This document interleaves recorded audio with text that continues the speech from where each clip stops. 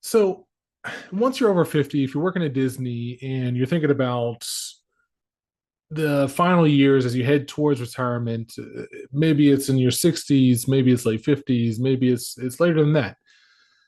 But you're really unsure about how much should you be saving after 50, especially if you've already saved a good clip. And a good clip, it's hard to determine that oftentimes because our brain really doesn't think in compounding interest, and the compounding interest is such a powerful tool when it comes to our financial future. It's hard to do the calculations if you're not really trained to be able to do so. And so it's a natural inclination to be thinking about how much should you be saving, or maybe you haven't saved a lot, or don't feel like you've saved a lot, and you feel like the necessity to catch up.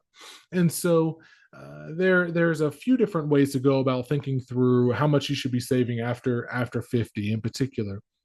One is now over 50, you have access to catch up contributions with your retirement accounts as 401ks, IRAs, things of that nature.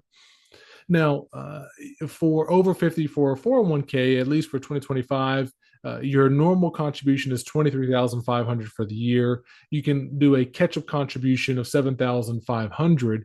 And so that extra 7,500 is now because you're over age 50. Congress allows you to put more money in, because when you put more money into a retirement account, that means more tax deduction on your contributions, at least when it comes to a traditional 401k. And you also can do it as a Roth contribution as well, and that's a fine option as well. You of course don't get any tax deduction this year, but it can grow tax free.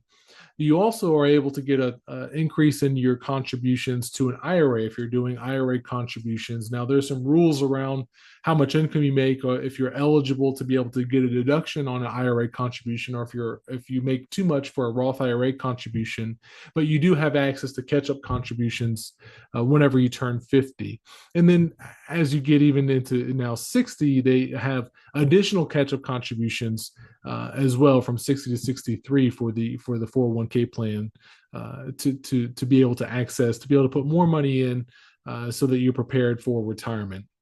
The second thing is whether you should be doing 401k contributions, or maybe looking at a different type of account, either traditional account or a Roth account, or even an after tax account. Some clients were looking at doing that, and a lot of it has to depend on what sources of income do you have currently? What sources of savings do you have? Is right now all you have basically an emergency fund and mostly a 401k? Then it maybe is good to look at some other types of accounts to be able to diversify your tax stream whenever you retire, your income stream whenever you retire.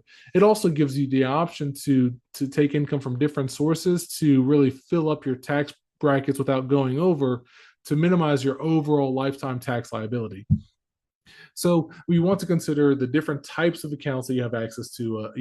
A traditional 401k is going to give you a tax deduction now, but whenever you pull the money out, you have to pay taxes on it later.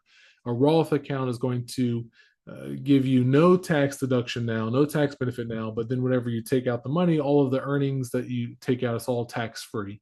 And then there's taxable accounts, which basically there's a combination of you pay taxes on interest or dividends, and you also will pay taxes on any gains that you have as whenever you realize those gains. So if you buy an investment for $1,000 and you sell it later for $3,000, that $2,000 you pay capital gains tax on, but you don't pay it. You only pay it once you sell it. So there's different types of accounts, and having access to different types of accounts, especially once you start taking income, is an important thing to consider. So you want to make sure that you're thinking about the future whenever you're putting money away, and not just putting it wholly into your 401k alone without thinking about your other options as well. And the third thing is, after 50, perhaps you maybe still have a mortgage, or maybe you've moved, and so you have the mortgage, or maybe a car loan, things of that nature. So paying down debt versus saving. There are some instances where I do think that the benefit of paying down debt is greater than saving and investing, because once you're in your 50s, or once you've turned 50, your time frame, the amount of money you're saving now is going to be less of an impact than the money that you've saved up to this point because of compounding interest.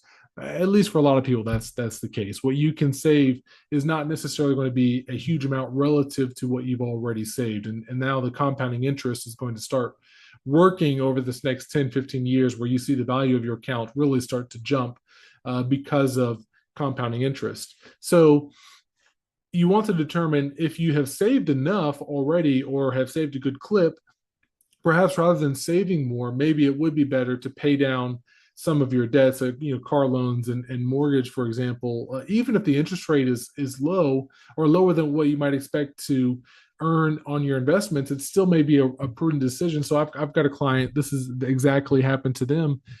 They had saved really well, and but now they still have a mortgage. They moved, in the last 5 years or so, got a low rate on their mortgage, but the amount that they can save is not going to be able to get them to what they need from a goal standpoint for income. They're not going to be able to save enough.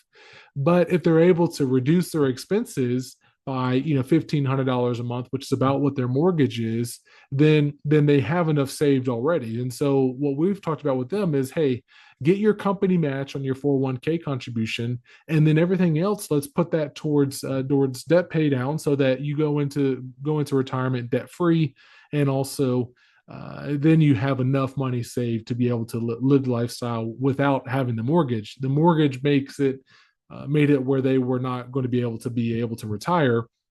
And so we wanted to really accelerate paying off that mortgage, so that we can have the free cash flow to be able to support themselves. And also, without the mortgage, it's a great feeling for a lot of people. So we want to understand, look at the numbers, not only from an interest rate standpoint, but just a cash flow perspective, or our income and expenses standpoint, to see if it makes sense to maybe pay down debt versus saving, or vice versa.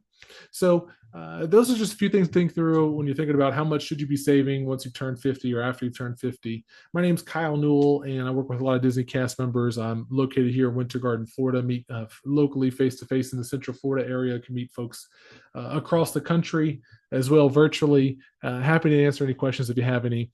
Feel free to reach out. Hope you have a great day and take good care. Bye bye now.